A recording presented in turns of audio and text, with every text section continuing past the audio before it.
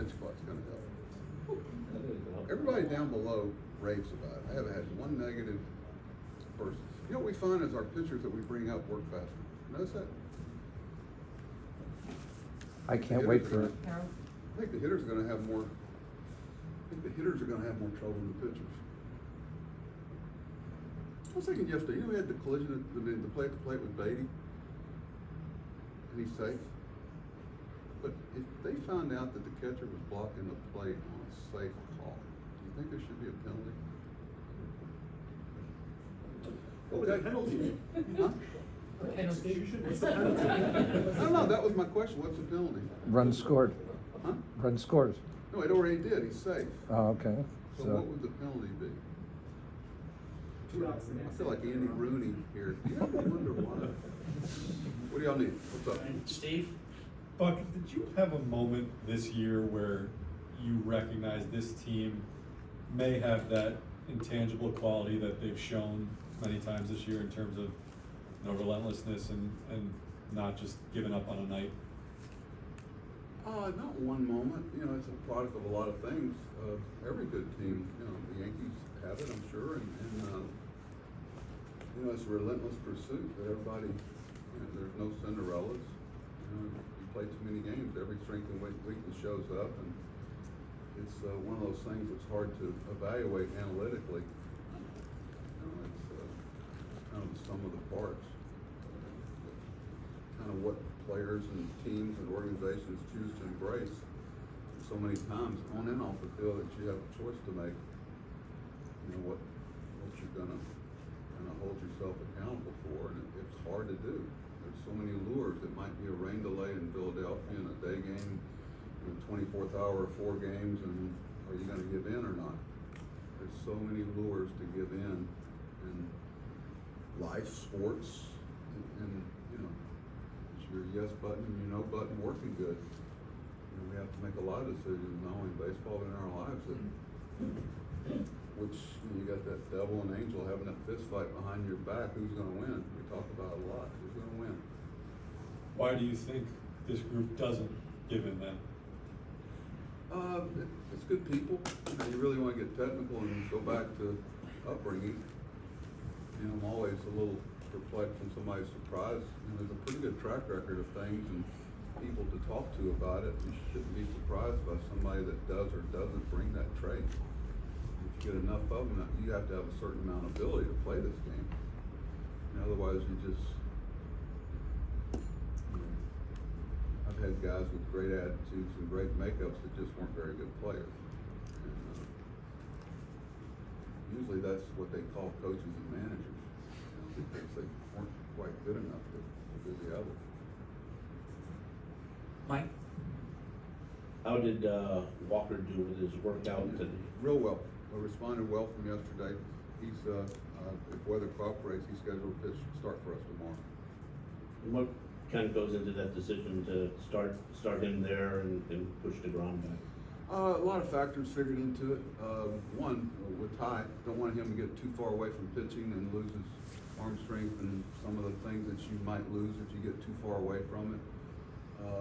That was the primary reason, and there's a lot of roster things that Billy's going through. It didn't really affect him, but you know, I would like to say this. I'll come back to that. The job that Billy and our front office have done with the pitching staff, really all year, but especially in the last few days, it's really been challenging to make sure that we're covered and not put our bullpen guys in harm's way physically. It's been really proud to watch. You know, that's been a challenge, but the imagination and thought process to stay ahead of the curve, it's hard in today's game with weather and double headers, and that's why I started a game here, I think one night at 11:15. You pay the price for double headers in the big leagues. It affects a lot of things. It takes weeks to recover, but as far as Ty and Jake, and you know, talk to Jake, talk to Bassett, you know, there's a fine line about getting too much time off also, and that you worry about that with Ty and with Jake and with Bassett, and who it affects everybody. right now it's about tonight's game, Max Scherzer pitching against a really good club and seeing if we can score more than them in 9 or however many innings we play. One last thing I want to take, do you like the idea of splitting up Scherzer and DeGrom? It's a byproduct of it. Until we get Carlos back and make sure that Ty's okay, I thought it's one of those things that if you plan too much, there's nothing given. There's no given that Max is going to pitch deeper into a game. It's not. But if you go by track record, it probably makes sense to split those two guys up from a bullpen health standpoint. Tim, in the front. The Grom indeed start on Thursday then? That's the plan, Thursday or Friday. Right now, the plan is Thursday. So, either way, I think it's either gonna be a week or 8 days since his last start. Why this time around did you like that for him? Just the feedback we get from him, everybody, kind of where he is. And keep in mind that the torque and the things you do to create what he creates, we're trying to be careful. And we have an opportunity, like I said, the priority is the tie, and then we don't think it's a bad thing for Jake and for Bass, the amount of innings that Chris has had this year, and where he is to give everybody a little bit of blow, because we've gone a long stretch now where these guys haven't gotten much extra time, and we want to try to stay ahead of it because September's around the corner. I think we have 39 games left, and we're trying to keep everybody healthy. Who does that leave you with for Thursday then, if not the Grom? Bassett. Could be. So we can go either way with those two guys. So they'll be And Thursday, we're still- Friday in some order? Yes. Yeah, gotcha. And then Saturday is, we're still deciding which way we'll go there. It's a lot of pressure on the old timers game. We're all looking forward to that a lot. With the roster of our old timers game coming in is pretty special, and it's gonna be a great day for our fans and the organization. So I always thought that game carried a little more pressure on it, but these guys have really been practicing and getting ready for this game next Saturday. I just hope and pray we get cooperation with the weather. A lot of people I haven't seen in a long time. And the good news is some of them are still in the organization. Matthew on the left. When do you expect to have Tommy Hunter back? That's a good question. We thought we might have him on Sunday, but he had a little bit of a, what do you call it? What's less than a setback? He just had a little discomfort there that hadn't quite resolved all the way. So we're probably gonna take a couple extra days and see if we can resolve that. I haven't had a chance to talk with Jeremy here lately to find out what went on with him today, but everything's pointing in the next couple of days, I think. But I could get something down here in a few minutes that makes me think differently. But Tommy said, "Hey, I can pitch. I'm good to go if you need me." And it was tempting to activate him on Sunday. It really was, but we just weren't sure if he was all the way back. And also, he was in that case, he had only been a 1-inning pitcher, and obviously, we need someone that can pitch more than 1 inning. And how is Nito doing? Good. I think he's very close to getting his issue behind him, and we're still waiting on some tests to check the right boxes before we can activate him. I'd like to think in the next day or two. I know that I've been texting with him and Louis and everybody. He simulated catching the other day in the cage. Every time our guy squatted, he stayed squatted with him. He basically watched the game in the cage and followed every squat and every reception from the machine. Had somebody feed a ball every time there's a ball thrown. So it's pretty much called the game. I hope he didn't catch that last one. I guess he simulated a rain delay, and I'm looking forward to talking to him about that. So he was at City Field yesterday? I'm not sure where he did it at. I think so. I would assume. I don't know where. He could have done it in his apartment. I'd like to see that. Is a pitching machine there? He probably has one. I know him. My guess is at City Field. Chris, Buck, what kind of appreciation do you have for the Subway Series? Oh, a lot of memories from it. We used to have this thing called the Mayor's Cup. There were like 3 games you had to win. You had to beat the Red Sox in spring training. You had to beat the Mets in spring training, and then this team called Tampa came in, and all of a sudden we had to beat them too. But the Mayor's Cup was it was always about 30 degrees. And was it 2 out of 3 or was it 1? Y'all remember? Susan, you remember? 1. Just 1 game? Mayor's Trophy. Mayor's Trophy, Mayor's Cup. Trophy. It was an award. Was there actually one given out? In Texas, we had the silver boot with the Astros. I never got a pair of boots out of that either. So I'm not sure if we beat them. We did one year, because I remember, because the wives beat their wives in the softball game. That was huge. They got after it, boy. They were serious. I remember that game. No, it's important to our fans. That's the bottom line. If it's important to them, it should be important to us. And to sit around and say that it's just another game, I mean, let's be frank. I mean, it means a lot to our players and, I mean, our fans. So that's the bottom line. If it's important to fans, it's got to be important to you. And I mean, our guys knew back then that they were making those road trips back when guys actually made road trips in the spring. They were going to Winter Haven and they were going to St. Lucie. And we'll make the club have a good game against them. Harley. But the Yankees were in quite a different situation when they faced you guys in the first edition of the Subway Series this year. They're obviously going through a really tough time. What have you seen from afar, if you have at all, of how the Yankees are slumping, and does it make it a moment like maybe the Mets can establish themselves as, you guys have been doing a lot better than the Yankees have had in August as the team from New York to beat? I'm a fan of baseball, but I'm not. It's been about the Phillies, it's been about the Braves, the teams that we've been facing. Thunder. Let me rephrase that. I must have said something wrong. Let me rephrase that. No, a lot of people love to have their problems, if that's what you're saying. They haven't, but no, they're having a great year, and they're a tough team that we're, an obstacle that it's hard to beat. We'll take a shot at it tonight. But they, really good team, well put together, and it's been about the Mets. It's about us. About getting ready to play 9 innings against whoever we're playing, and when the smoke clears, get ready to put your best foot forward the next day. Yeah, remember that? I had to do a thing years ago with David Letterman about cliches. Remember that thing where Top 10. who was it came in and said, "Hey, would you do this?" It was after spring training practice. And he was trying to see how many cliches he could get me to use. And that's why I try real hard this day not to say we'll take them one day at a time. That was the first one out of my mouth. And I could hear laughter in the studio, and I figured out what he was doing. So I stopped.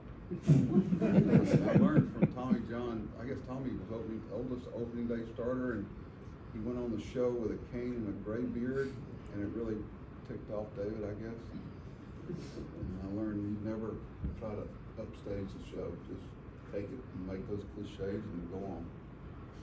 So we're not taking it one day at a time.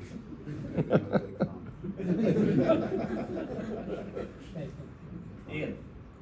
Buck, I realize you've competed against the Yankees a lot over the years, but just given that you spent the better part of 2 decades within that organization, and now that you represent another New York team, what are your emotions when you just see that uniform on the other side of the field, and are they different from emotions you would feel against really any other opponent? I've had a lot of pride, with even I guess we came back to Arizona. I don't even remember Texas and Baltimore. Baltimore, they were a foe in our division that we had to figure out a way to be better than, and ask ourselves what we were willing to do to bridge the gap in things that we couldn't do financially. But we don't have that excuse now. But no, I mean, when you spend 19 years, I think it was, over there, you have certain memories, and it's like going to, I don't know what you want to call it, elementary school or high school, and then you go to,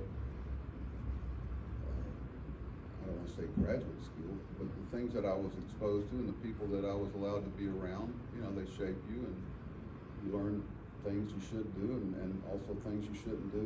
And we're all a product of the things we're exposed to throughout our lives, and you learn some things along the way. I learned something yesterday, probably will today. But I'm very appreciative of the time that Mr. Steinbrenner allowed me to spend here. Wasn't a day going by that I didn't know how lucky I was to be able to stay in the game after playing and get an opportunity. And I learned some great lessons from him as far as he would always tell him, you know, when I first started, he said, you know, don't be worried about your next job. Work on what you're doing as hard as you can, and you'll see where it might lead.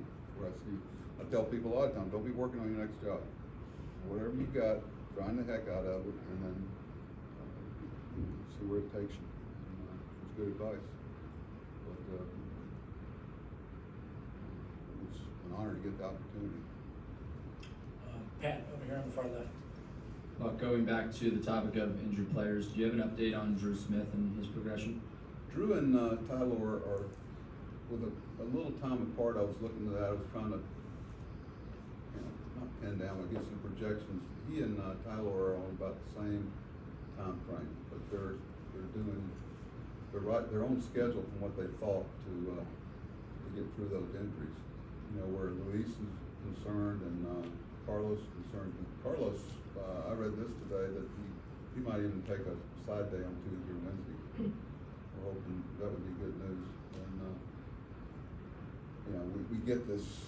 I've learned through the year this worst case scenario when they give you a time frame, and all those guys, other than Tyler and Drew, seem to be a little bit ahead of what they had originally projected. There's about 6 or 7 of them, I think, or 7 of them we're waiting on now that we get updated on every day. I think Nito and Tommy are probably at the top of the list of coming back first. I asked them yesterday to handicap them 1 to 7, who comes back first. They hate that. They hate that, being pinned down on that. I enjoy it. Then you see if they're right. Barry, I believe you have the last one here. So- Why is he the last? You're the- I'm always the last one. Answered all the raised hands. I was just looking at these pictures. I remember first whole time game with Maris. I sidled up next to Mantle and asked somebody to take a picture before he realizes it, and the picture came out like we were bosom buddies. He didn't know who it was at that time. So, go ahead. I'm sorry. So you were talking about baseball operations. I mean, obviously, it's so much different now than it was even 10 years ago. Is this a more progressive group doing the way they look at things and the way they operate? And how much impact does the owner have on that? Because he put the whole thing together. Well, I don't know how you could be any more progressive than Gene Michael was. I mean, everything is relevant at the time. You know, what you have available and what you. I think she wants some money. That's good because it keeps you from asking another question. I can still ask another I question. can hear you from here. What Yeah, do you what do you think? No, I just think that it's all relevant. We have more information, and I'm not saying somebody's brighter. I mean, I couldn't imagine someone being brighter than Gene Michael or the people that he surrounded himself with, one of which was Brian Cashman. And, you know, really proud of, knowing Brian way back when and how he's worked himself, rightfully so, to where he is. But we all knew he was gonna be good at this one day. But, there's still a human element. We had somebody today, we were doing a lineup that, the projections might read one thing, but some things from being around them the last 2 or 3 days, it makes you realize that those projections might not follow suit because of the other peripheral things going on. So you're always, needing to figure that in too also. I was looking at some of the day with hitters by ballpark. I walk in the locker room and I told somebody who's been in big leagues 5 or 6 years, give me 3 places you hit really well, they'll rattle it off like that. Give me 3 you don't, they'll rattle that off. Same way with pitchers. So if it's something mentally and emotionally they know about and it affects them, like that's something that may not show up analytically, but it's something you need to take into play. But it's been a great collaboration, you know, in my mind, because everybody has respect for what everybody brings. And, you know, I feel real confident. I want every bit of information that is out there. But I think we've all kind of learned from each other some things that we didn't know. And I've always had a great curiosity for that. But if you think there's something going on that I think that somebody thinks might give us 1 inch closer to winning, we're gonna take it in and listen to it. You'd be a fool not to. Too many good information out there, but we're all kind of looking at similar things. It depends on what you choose to weight. If you weight on base percentage and you make that a priority, if you weight slugging, I mean, all these things, WOBA, not Rainford, I mean, we all know them. Everybody's looking at the same thing. It's just what you choose to weight to make important in your organization.